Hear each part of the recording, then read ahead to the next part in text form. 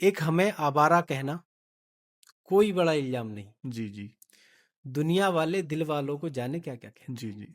ये उस पार्टनर को भुला करके ज़िंदगी में आगे बढ़ जाना मैच्योरिटी कहलाता है इनके हाँ, लिए। कभी मेरा मूड नहीं था कि मुझे गवर्नमेंट जॉब के लिए तैयारी करनी है। जी, जी। हेलो एवरीवन, कैसे हैं आप सब? उम्मीद है कि आप सब अच्छे होंगे। आज की हमारी इस पॉडकास्ट में एक खास मेहमान मौजूद हैं जिनका नाम है मोहम्मद बारिश। सर अभी उत्तर प्रदेश बिजली विभाग में पीए की पोस्ट पर कार्यरत हैं और सर से जानते हैं सर की जर्नी के बारे में।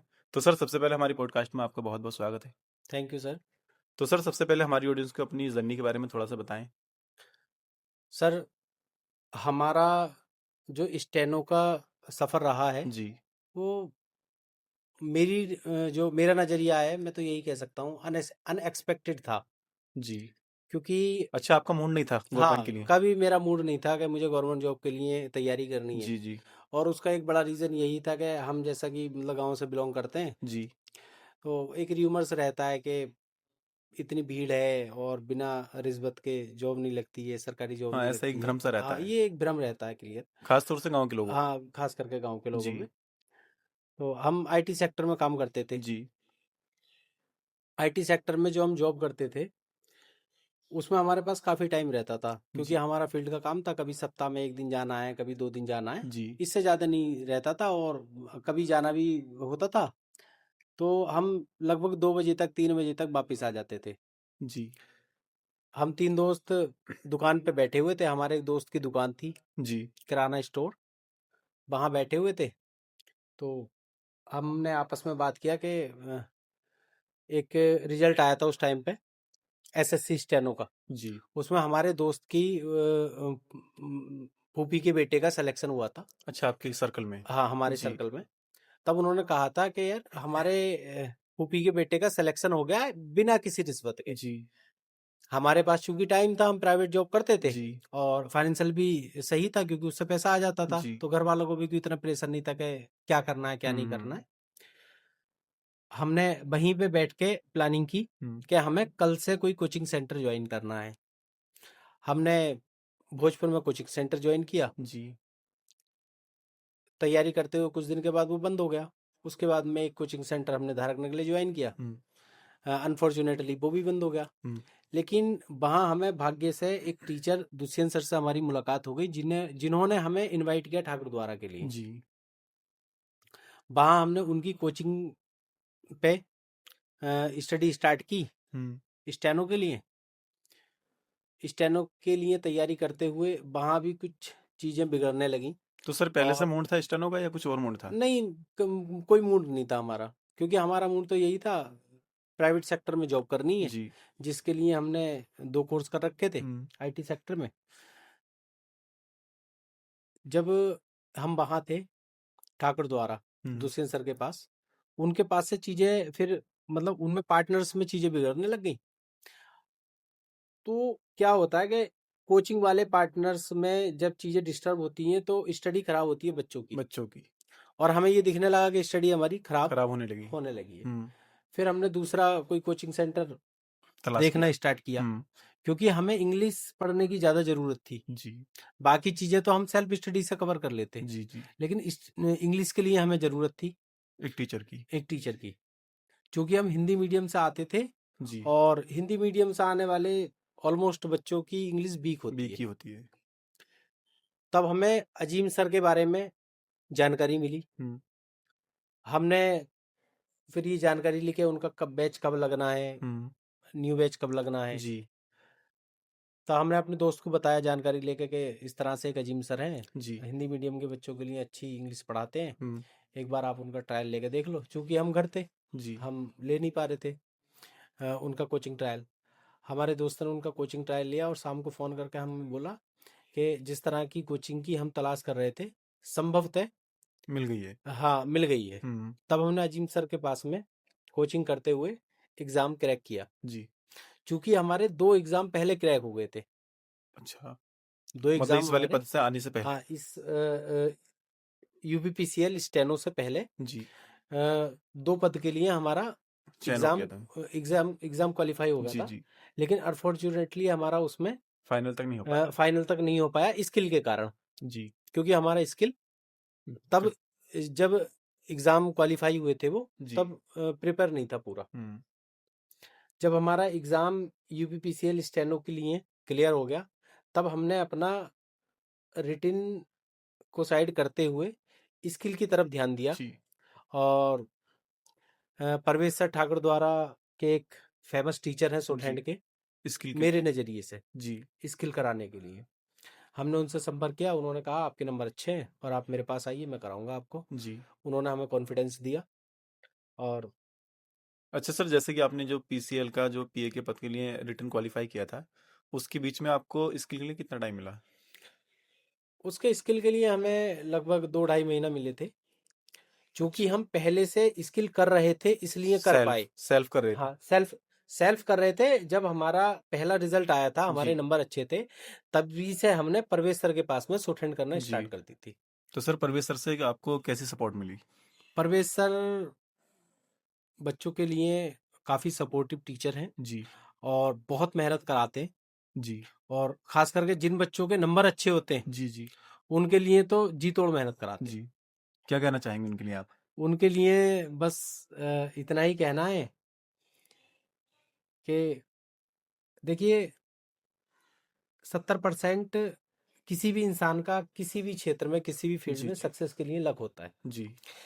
लेकिन जो हमारा 30% मेहनत बचा, जी। उसमें अगर परवेश सर जैसा टीचर मिल जाए जी। तो उस 30% को आसान कर देता आसान कर देता है। जी।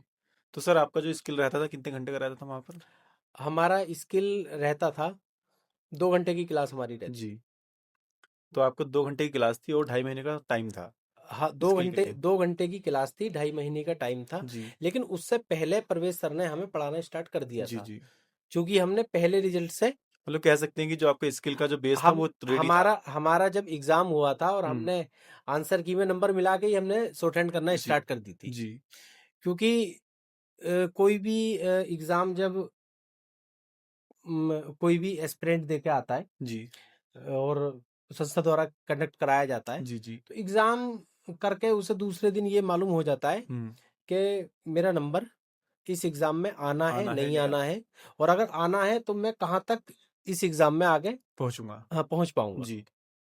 हमें आंसर की पे ही क्लियर था कि हमारा नंबर जी। इसमें फाइनल हो जाता अच्छा, है। अच्छा सर, अजीम सर की आप इतनी तारीफ़ कर रहे हैं, तो आप उनकी कौन-सी ऐसी बात है जो इससे बहुत ज़्यादा इम्प्रेस हुए हैं? जब हम अजीम सर की क्लासेस लेते थे, जी। और ठाकुर द्वारा में एक प्रथा चली हुई है पहले से, जी। किसी भी कोचिंग सेंटर से जब सिलेक्शन होते हैं जी। तो कोचिंग सेंटर सिलेक्शन के बाद में एक प्रोग्राम आयोजित कराते हैं जी। उनका क्रेडिट लेने के लिए जी।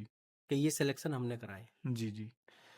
उस पर अजीम सर ने एक बार अपना विचार रखा था और जी। उन्होंने ये कहा था, जो स्टूडेंट उनके यहाँ पढ़ते हैं, जी। जी। उन्होंने हुँ। उनसे कहा कि सर आप भी अपने यहाँ पे एक प्रोग्राम रखिए। एक मतलब प्रोग्राम सिलेक्शन के बाद में जी। जी। रखवाया कीजिए कि हमारे यहाँ से इतने बच्चे सेलेक्ट सेलेक्ट हुए हुए हैं। हैं। हाँ। जी। तब उन्होंने कहा था कि देखिए, मैं ये नहीं कर सकता। जी। वो इसलिए नहीं कर सकता, जिन बच्चों का सिलेक्शन मेरे पढ़ाए हुए से और उनकी अपनी पर्सनल हार्डवर्क से हुआ है, जी। वो प्रोग्राम आयोजित करके मैं उसका क्रेडिट नहीं ले सकता। जी। मैंने मेहनत की है उनके साथ में, उन्होंने भी मेहनत की है जी। उनके साथ, लेकिन मैंने अपनी कोचिंग में बच्चे 300 पढ़ाए, जी। सिलेक्शन हो पाया 50 बच्चों का, बिल्कुल। जो 250 बच्चे बचे हैं, जिनका फिर मुझे सिलेक्शन हुआ है। उनके लिए भी एक प्रोग्राम करना होगा कि मैं इनका सिलेक्शन नहीं करा पाया। जी। जी। इस बात ने उनकी मुझे बहुत ज्यादा प्रभावित किया। जी। तभी से मुझे लगता है एक टीचर के अंदर ये भावना अंदर से आनी चाहिए। जी। जी। कह सकते हैं। सर, अजीम सर ठाकुर द्वारा में पैशन कोचिंग क्लासेस, भाई अजीम सर के नाम से क्लासेस चलाते, जी। और इंग्लिश के मेरे नज़रिए में जी। ठाकुर द्वारा में बेस्ट टीचर हैं, जी। खासकर हिंदी मीडियम के बच्चों के लिए। जी। और उनके पर्सनल बिहेव के जी। बारे में अगर मैं बात करूं तो जी। जी। मुझे लगता है, अ, मेरे नज़रिए में मैं उन्हें हुँ। एक परफेक्ट टीचर मानता हूँ, जी, अजीम सर को। अजीम सर को। जी। जो एक टीचर के अंदर क्वालिटीज़ होनी जी। चाहिए, वो सब मैंने उनके अंदर अच्छा देखी हो जाना। अच्छा सर, मेरा एक और सवाल है। जैसे कि आपने बताया कि जो पीए के पद पर आप हैं पीसीएल में, पीसीएल मीन्स बिजली विभाग में, हम्म। इससे पहले आपने 2 एग्जाम क्वालिफाई किए थे और उन दोनों एग्जामों में आप बता रहे थे कि स्किल की बिना पर आपको सिलेक्शन रुक गया था। तो जैसे कि आज के युवा तैयारी कर रहे हैं तो उनको रिटर्न और जो स्किल है एक साथ कैसे लेकर चलें, थोड़ा सा बताएं। क्लर्क और स्टेनो के लिए जो एस्पिरेंट प्रिपरेशन कर रहे हैं, जी। उनके लिए मेरा व्यक्तिगत सुझाव ये है कि जब आप स्टेनो और क्लर्क के लिए तैयारी करना स्टार्ट कर रहे हैं, जी। तब आप अपना स्किल रिटन के साथ में जरूर तैयार कर लें। जी। कम से कम 3 महीने अपना स्किल दोनों को साथ लेकर चलें। रिटन के साथ में तैयार कर लें। मतलब एक तरीके से कह सकते हैं कि बच्चों को जो है स्टार्टिंग में अगर कहीं तैयारी कर रहे हैं तो उनको बेस बेस स्किल का भी और इस रिटर्न का भी स्किल तैयार कर का लेना और चाहिए। रिटन का दोनों का बेस तैयार करना होगा। कुछ बच्चे गलती ये करते हैं। अच्छा, कई लोगों का ये मानना रहता है कि रिटर्न और स्किल साथ लेके चलेंगे तो बहुत ज्यादा लॉस होता है। कोई लॉस नहीं होता है, अच्छा। कभी लॉस नहीं होता है। जी। करने वाले के लिए कभी लॉस नहीं होता, और जी। बचने वाले के लिए एग्जाम हमेशा को लॉस होता क्वालिफाई कर देता है। है। जी। तब उसे ये लगता है कि मैं बड़ी गलती एक पीछे कर आया हूँ, जी। चूंकि एग्जाम क्वालिफाई हो गया है और स्किल तैयार नहीं है। अच्छा, तो सर ऐसे में समय को मेंटेन कैसे करेगा बच्चा दोनों को समय साथ लेने के मेंटेन लिए? करना करने वाले के लिए कोई इतना ज्यादा कॉम्प्लिकेटेड नहीं होता है। जी। जितना सेंटर्स पे पढ़ाया जाता है जी। स्टार्टिंग में, तो इतना ही पर्याप्त होता है, जी। और उसी के साथ में आपका स्किल भी तैयार हो जाता है। जी। क्या फायदा है ऐसे हैवी रिटन का, हम्म। जो हम रिटन क्वालिफाई कर लें और स्किल में रह और जाए। बाद में स्किल में हम फेल हो जाएं, हम्म। तो हमारा रिटन क्वालिफाई करना जो है व्यर्थ हो जाता है। जी। कंपटीशन का जो बढ़ता हुआ दौर है, जी। आगे आप रिटन क्वालिफाई कर पाएंगे नहीं कर पाएंगे, ये भी फिर निश्चित नहीं हो जी। पाता। अच्छा सर, आपका सिलेक्शन होने में सबसे ज्यादा हाथ किसका है? कई बार कहते हैं ना कि एक फैमिली की सपोर्ट होती है या फ्रेंड्स की होती है, सबसे ज्यादा सपोर्ट किसकी मिली आपको? देखिए, मैं अपने सिलेक्शन के बारे में अगर कहूँ, जी। तो जो मैंने अभी कहा है, किसी भी फील्ड में जी। किसी व्यक्ति के सक्सेस में 70% उसका लक होता है। जी। 30% में उसकी मेहनत होती है, उसके परिवार जी। का सपोर्ट होता है, उसके दोस्तों का सपोर्ट होता है, जी। टीचर्स की मेहनत होती है। वही मैं पूछ रहा हूँ कि आपकी ठीक है। जो सपोर्ट रही है किसकी सबसे ज्यादा रही है? मेरी सपोर्ट की अगर बात की जाए, जी। तो चूंकि मैं कहीं ना कहीं फाइनेंशियल इंडिपेंडेंट था जी। जब मैं प्रिपरेशन कर रहा था, हम्म। लेकिन फिर भी मेरे बड़े भाई और मेरे पापा मेरे लिए मोटिवेशन के रूप में रहे हैं। जी। क्योंकि उन्होंने कभी अ, ऐसा फील नहीं होने दिया कि हाँ जी, अगर मैं ये मेरी जो प्राइवेट जॉब है ये फाइनेंशियल सपोर्ट के रूप में हट जाएगी जी। तो मैं नहीं कर पाऊंगा। एक दो बार जब कभी ऐसा लगता था, स्टडी के लास्ट टाइम में जब से हम्म। लगभग सिलेक्शन होने वाला था, जी। तब प्राइवेट जॉब में डिस्टरबेंस ज़्यादा होने लगा था। जी। जब डिस्टरबेंस होने लगा था, तब मैंने अपने बड़े भाई से बात की थी। हम्म। मैं कि भैया, इस तरह से डिस्टरबेंस हो रहा है और शायद जॉब छोड़नी पड़ेगी। हम्म। तब उन्होंने कहा था, ठीक है छोड़ दो, मैं हूँ फाइनेंशियल सपोर्ट के लिए। तो कहीं ना कहीं वो उन्होंने मुझे फाइनेंशियल सपोर्ट किया। सपोर्ट किया है। जी। अच्छा सर, जैसे कि कंपटीशन में बच्चे कई बार रहते हैं और उनकी फाइनेंशियल कंडीशन इतनी अच्छी नहीं होती है कि वो सीधा सीधा मैं कहूँ ठीक कि है। कंपटीशन पर डिपेंड रहें। ठीक है। तो ऐसे में कोई बच्चा अगर प्राइवेट जॉब करता है साथ में कंपटीशन को भी लेकर चलना चाहता है तो उसके लिए आप क्या कहना चाहेंगे? मेरा ऐसे एस्पिरेंट्स के लिए एक ही सुझाव है। जी। बेहतर यही है कि आप चीज़ों को मैनेज करते हुए जी। सिर्फ स्टडी पे फोकस करें जी। और किसी प्राइवेट जॉब के लिए ना जाएं। जी। क्योंकि मेरा प्राइवेट जॉब का जो मैनेजमेंट था वो अलग तरह हम्म। का था, फील्ड का था। मुझे ज़्यादा जॉब पे डेली रेगुलर जाना जाना भी नहीं नहीं था। होता था। हम्म। सप्ताह में कभी 2 दिन 3 दिन, इससे चलेगा। ज़्यादा जाना नहीं होता था मेरा। जी। इसलिए मैं उसके साथ में मैनेज कर पाया। हम्म। अगर कोई व्यक्ति, कोई एस्पिरेंट ऐसा चाहता है कि मैं प्राइवेट जॉब के साथ साथ में गवर्नमेंट जॉब की प्रिपरेशन कर लूं, हम्म। और वो फुल टाइम प्राइवेट जॉब करके गवर्नमेंट जॉब की तैयारी करना चाहता है, हम्म। तो या तो उसे बहुत ज़्यादा मेहनत करनी मेहनत करनी होगी, पड़ेगी। और या उसकी पढ़ाई में डिस्टरबेंस ज़्यादा रहेगा। जी। तो फुल टाइम प्राइवेट जॉब के साथ तो ये चीज़ें रहेंगी। अच्छा सर, हमारी ऑडियंस का एक और सवाल रहता है कि जो गवर्नमेंट की जॉब के लिए प्रिपरेशन करते हैं लोग, तो उनके लिए सबसे ज़्यादा मुश्किल क्या होता है? गवर्नमेंट जॉब की प्रिपरेशन करने वालों के लिए सबसे ज़्यादा मुश्किल होता है स्टडी टाइम मैनेज करना। जी। दूसरा, आप अपनी स्टडी को कितने टाइम में अपना सिलेबस कंप्लीट करके जी। अपने ऊपर एब्जॉर्व लेके कर पाते सेल्फ हैं। स्टडी जी। कर लोगे। जी। बहुत से एस्पिरेंट्स ऐसे होते हैं जो काफ़ी टाइम निकल जाता है, कई साल हो हुँ, जाते हैं, उनके सिलेबस कंप्लीट नहीं हो पाते हुँ। किसी भी कारण से। जी। तो उन्हें बेहतर यही है कि अपना पहले सिलेबस कंप्लीट कर लें, जी। स्किल का और रिटन का, जी। और कम से कम खर्च में अपनी गवर्नमेंट जॉब की प्रिपरेशन को आगे बढ़ाएं। जी। क्योंकि बहुत सी फैमिलियां ऐसी होती हैं जो फाइनेंशियली मजबूत नहीं होती। मजबूत। अच्छा सर, ये तो आपके स्ट्रगल को लेकर बात हो गई है और आपने बहुत ज़्यादा एजुकेशन के बारे में बताया बच्चों को कैसे तैयारी करनी चाहिए और क्या-क्या चीज़ें ज़रूरी होती हैं। तो सर जैसे कि आपका फर्स्ट टाइम रिजल्ट आया था, तो उस टाइम आपको कैसा फील हुआ? देखिए, मेरा जब पहला रिजल्ट आया था जी। एग्ज़ाम होने के बाद में, जी। क्योंकि मैंने आपको बता दिया हमारा आंसर की पे अपने मन में ये सुनिश्चित था कि इसमें नंबर हमारा आ जी। जी। जाएगा। जब हमारा पहला रिजल्ट आया था रिटर्न वाला। रिटन वाला, जी।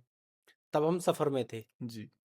और चूंकि हमें पहले से हमारे मन में था कि हमारा नंबर आ जाएगा, तो जी। इतनी बहुत ज़्यादा मतलब एक्साइटेड नहीं थी। जी। और दूसरी चीज़ ये, इससे पहले भी हम 2 एग्ज़ाम क्वालीफाई कर चुके क्वालीफाई थे। कर चुके थे, जी। जी। तो ज़्यादा एक्साइटमेंट नहीं था। हुँ। क्योंकि कंपटीशन में बच्चे के मन में एक डर रहता है, दुविधा टाइप की रहती है। हाँ, दुविधा जी। रहती है कि मेरा एग्ज़ाम स्टार्टिंग में क्वालीफाई हो जाता है और जी। फाइनल में मेरा सिलेक्शन रह जाता रह है। जाता है। तो कई सारे लोग कहने लग जाते हैं, अरे ये तो इस तरह से ही अपना स्टार्टिंग में बोल देते हैं कि हमारा जी। नंबर आ गया है, और फाइनल में हमारा होता नहीं। हो नहीं पाता है। तो वहाँ पे लोग डिमोटिवेट करते हैं अपनी बातों से। तो इतना एक्साइटमेंट पहले रिजल्ट पे नहीं था, जी। क्योंकि मैं सफ़र में भी था पहले रिजल्ट पे। जी। और जिस सिलेक्शन पे मैं आज हूँ, जी। इसके जितने भी रिजल्ट आए जी। वो सारे सफ़र में ही आए हैं। जी। पहला रिजल्ट मैं सफ़र में था, जी। मेरे पास फ़ोन आया, रिजल्ट आ गया, मैंने देखा जी। नंबर है। दूसरा रिजल्ट स्किल का आया, जी। तब मैं जो प्राइवेट जॉब करता था उसकी एक साइट से आ रहा था, तब भी वो सफ़र में आया। जी। फिर फाइनल रिजल्ट हमारा आया, हुँ। मैं बरेली से आ रहा था। हुँ। हमारे एक मित्र हैं रिजवान साहब, हुँ। उनकी मार्कशीट में कोई काम था, जी। वहाँ से हम बरेली से आ रहे थे। हुँ। तब फाइनल रिजल्ट भी सफ़र में ही आया। जी। तो सर जैसे कि आपने अभी बात की परवेज़ सर के बारे में, जी आपने बताया कि उनका बिहेव ऐसा है और सर काफ़ी मेहनत भी करते हैं बच्चों के जी जी, प्रति। बहुत मेहनत और करते साथ में आपने ये भी बताया कि एक अजीम सर हैं जिनसे कि आपने इंग्लिश पढ़ी थी। हैं। जी तो उनके कोचिंग का नाम और सर के बारे में कोई आप कुछ कहना चाहते हैं तो हमारी ऑडियंस। सर आपका जो पीए की पोस्ट पर सिलेक्शन हुआ था, कौन-सी डेट को हुआ था? सर, हमारा जो सिलेक्शन के बाद में ज्वाइनिंग हुई है, जी। वो 2 मार्च 2019 को हमने जी। पहली बार ज्वाइन किया। लगभग 7 साल लगभग आपको हाँ, लगभग हो गए। 7 साल हमें जी। हो गया। अच्छा सर, आपकी लाइफ में सबसे ज़्यादा खुशी का पल कौन-सा है? देखिए, खुशी की अगर बात की जाए, जी। तो हम कह सकते हैं कि खुशी अलग-अलग चीज़ों में रह जी। जाती है। जी। जैसे जॉब के बारे में अगर बात की जाए, तो जी। एक एस्पिरेंट्स जो होता है, जी। मैं वहाँ तक के कंपटीशन की बात कर रहा हूँ जहाँ जी। तक जी। कंपटीशन हमने फेस किया है। जी। वहाँ तक एस्पिरेंट्स को वहाँ वहाँ तक एस्पिरेंट्स को हुँ। जो कंपटीशन होता है, जी। वो इतना मतलब झकझोर के रख देता है जी। जी। कि उससे फिर चीज़ें ज़्यादा फील होना बंद हो जाती है। जी।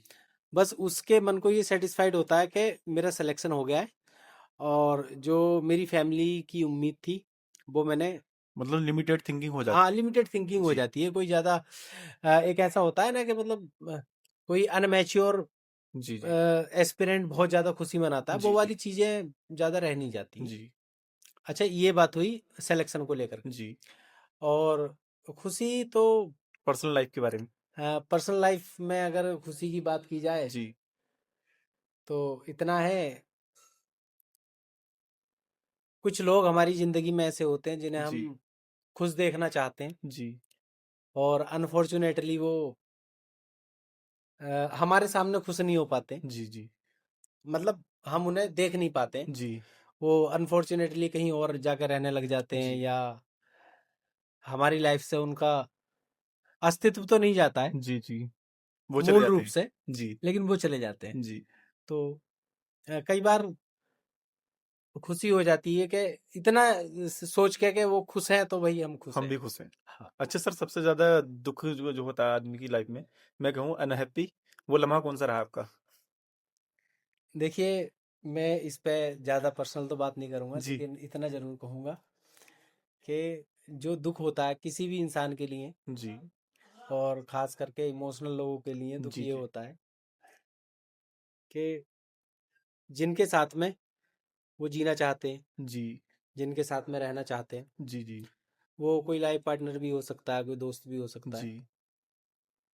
तो उनके साथ हमेशा उस बॉन्डिंग में नहीं रह पाते हैं जी। जिस बॉन्डिंग की उन्होंने उम्मीद की उम्मीद होती लगा है। रखी होती है। हाँ। जी।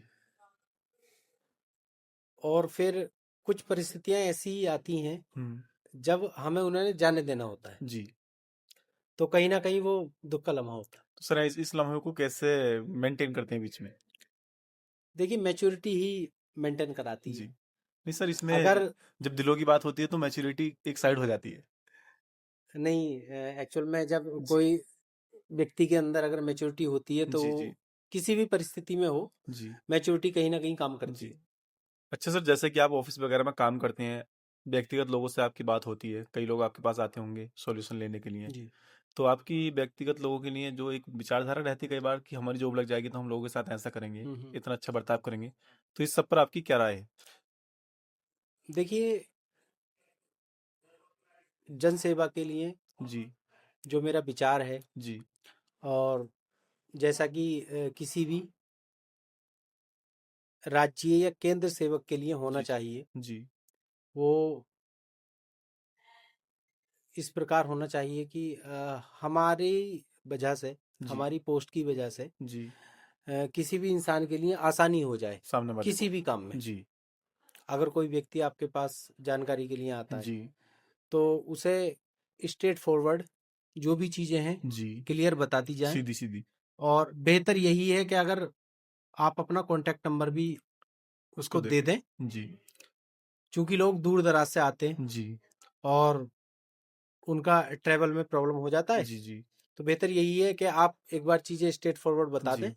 और बेहतर है कि आप अपना नंबर भी दे दें जिससे जी। लोगों के लिए आसानियां हो आसानी जाए, उनकी हो। जी। परेशानियां कम हो जाए। अच्छा सर, कई बार हमें देखा जाता है कि जो बिजली विभाग आपका डिपार्टमेंट है, जी। उसमें कई बार लोग आते हैं, हमारे आसपास भी देखने को मिलता है। जी। तो लोगों की ये ज़्यादा सोच रहती है, सोच क्या, मुझे लगता है सर उनका अपना एक्सपीरियंस भी रहता है कि बिजली विभाग जो एक डिपार्टमेंट है इसमें सॉल्यूशन नहीं मिलता।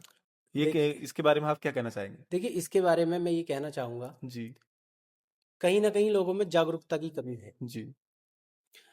वर्तमान समय में शासन द्वारा, जी। प्रशासन द्वारा जी। और किसी भी विभाग द्वारा हम्म।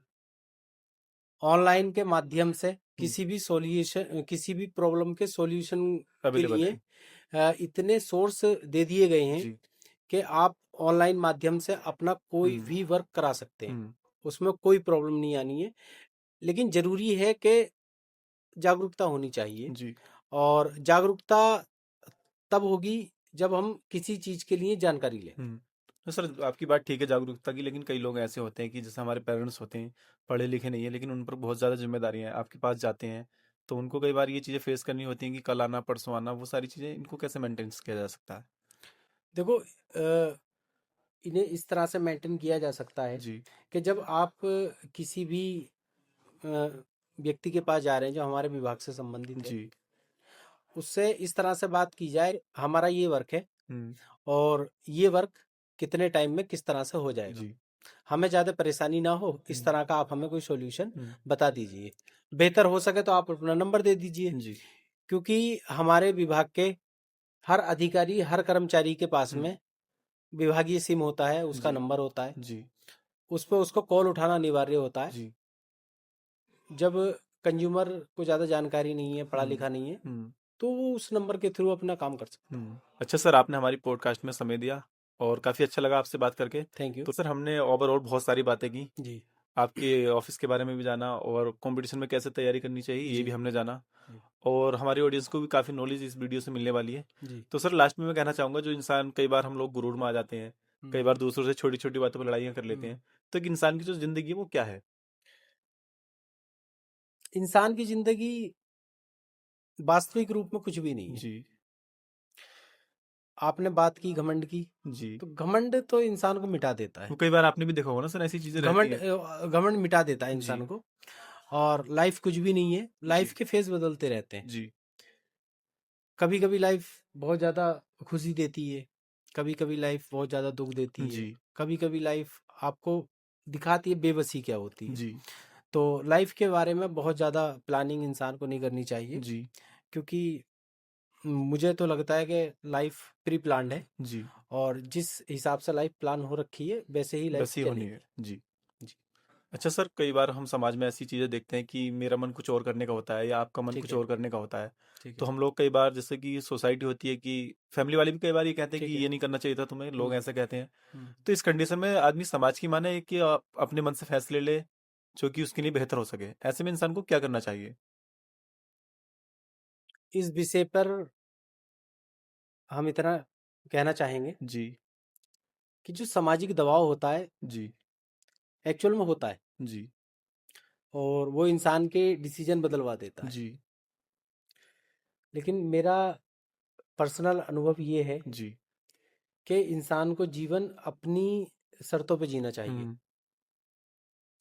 जब इंसान अपनी शर्तों पे जीवन जीने की सोचता है, हुँ, तब उसे लगता है कि लोग क्या कहेंगे। हुँ, उसके लिए हबीब जालिब साहब ने एक शेर कहा है, जी, एक हमें आवारा कहना कोई बड़ा इल्जाम नहीं, जी, जी, दुनिया वाले दिल वालों को जाने क्या क्या कहते जी, जी। सर, एक सवाल है पर्सनल लाइफ़ को लेकर, हैं। जी। जो कि आजकल युवाओं के साथ होता रहता है। जी। कि जैसे मान लीजिए किसी एक पर्सन को और सामने वाले पर्सन से इश्क या मोहब्बत हो जाता है, ठीक है। ऐसे में वो उसको ना मिले। हम्म। समझ रहे हैं ना आप? ठीक जैसे है। में अगर अगर उसको उसका पार्टनर नहीं मिलता है, ठीक है। पार्टनर तो वो हुआ नहीं है अभी, ठीक क्योंकि है। वो अभी मान लीजिए कि इश्क के या मोहब्बत के हो रास्ते जाता है, चल रहे बहुत हैं। कुछ हो जी, जाता है, हाँ। पहले ही हो जाता तो ऐसे में अगर वो पार्टनर नहीं मिलता है उसको, है। तो क्या ऐसी कंडीशन में उस पार्टनर की याद में ज़िंदगी गुज़ारना लॉयल्टी कहलाएगा? या उस पार्टनर को भुला करके ज़िंदगी में आगे बढ़ जाना मैच्योरिटी कहलाता है? सर, आपने जो सवाल किया है जी। बहुत कॉम्प्लिकेटेड कर जी, दिया है। जी। इसलिए किया सर, ताकि आप बता सकें। और मैं तो इस पे यही कहना चाहूँगा कि अगर किसी व्यक्ति का इस तरह का कोई संबंध रहा है, जी, तो उसको भूलने का नाटक करते हुए जी। जिंदगी में आगे बढ़ जाना ही बेहतर है। लॉयल्टी है और मैच्योरिटी है। दोनों हैं।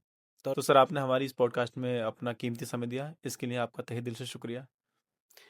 थैंक यू, और आपका भी धन्यवाद। शुक्रिया। आपने अपने चैनल पर आमंत्रित किया जी, पॉडकास्ट के लिए, जी, और आपके व्यूअर्स से कहना है कि इस वीडियो को आगे बढ़ाएं, जी, जिससे आप जो मेहनत कर रहे हैं जी। उसमें आपको मोटिवेशन मिले। Thank you sir. तो दोस्तों, ऐसी ही वीडियो देखने के लिए हमारे पेज को फॉलो करें, चैनल को सब्सक्राइब करें। मिलते हैं अगली वीडियो में, तब तक के लिए बने रहें। Thank you so much.